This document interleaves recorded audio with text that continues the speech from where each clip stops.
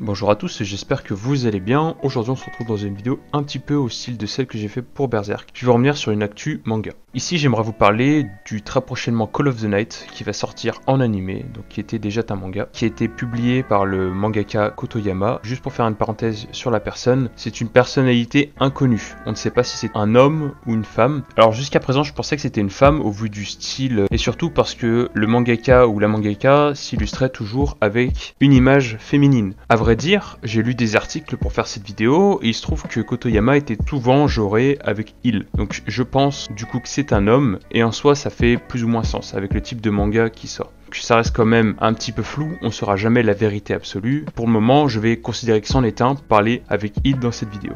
Alors du coup je disais Call of the Night c'est un manga de Kotoyama qui a commencé à sortir en août 2019 et qui aujourd'hui comptabilise 12 tomes et ce n'est pas encore fini. Alors j'ai eu des retours positifs comme négatifs. Soit ils étaient extrêmement positifs et les gens adoraient Call of the Night, adoraient le délire qu'il y avait derrière, soit ils étaient assez négatifs et les gens voyaient quelque chose de redondant, d'une romance shonen qu'on avait déjà vue. Alors moi si je vous en parle aujourd'hui c'est parce que Call of the Night me fait très bonne impression. Kotoyama je le connaissais au travers de Dagashi Kashi qui est un manga sur les confiseries japonaises que j'ai apprécié. C'est un slice of life qui est plutôt sympathique. Certaines scènes sont un petit peu lourdes, je peux le reconnaître, mais c'est comme dans beaucoup de mangas et sincèrement pour son premier vrai manga je trouve qu'il a vraiment bien géré. Du coup, Call of the Night, c'est son dernier manga actuel, et sincèrement, il m'inspire vraiment beaucoup de confiance. On parle d'une romance autour de vampires, c'est quelque chose qui peut être très bien abordé, et surtout, le personnage de Nazuna m'inspire beaucoup. J'adore les personnages féminins à l'air blasé. Pour rester objectif, je pense quand même que ça va être une bonne œuvre, étant donné que le synopsis que je vais vous lire juste après semble quand même tenir la route et être quelque chose qui ne semble pas prendre de gros risques vis-à-vis d'une narration peut-être un peu trop dangereuse. Pour en revenir sur le synopsis, je vais vous lire tout de suite. Incapable de s'endormir ni d'être satisfait de sa vie quotidienne,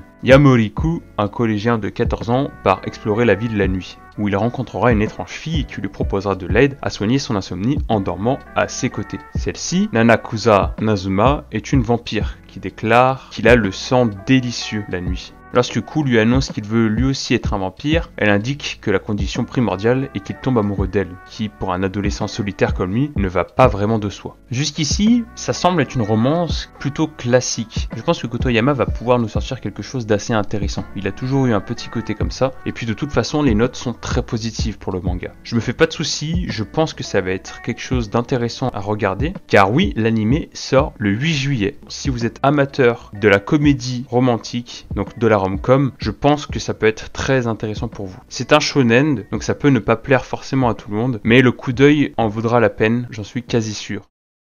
Voilà, donc je voulais juste vous faire une petite aparté pour vous conseiller cet animé qui va bientôt sortir, car j'ai confiance en Kotoyama et je sais qu'il va produire quelque chose d'intéressant. Donc je clore cette vidéo ici, j'espère qu'elle vous aura plu. Je pense refaire une autre vidéo prochainement, si possible, avec mon quotidien, c'est un petit peu compliqué en ce moment, mais j'espère pouvoir vous la faire. Sur ce, moi je vous dis à la prochaine, en vous souhaitant de bien vous porter jusqu'à la prochaine vidéo. Salut tout le monde!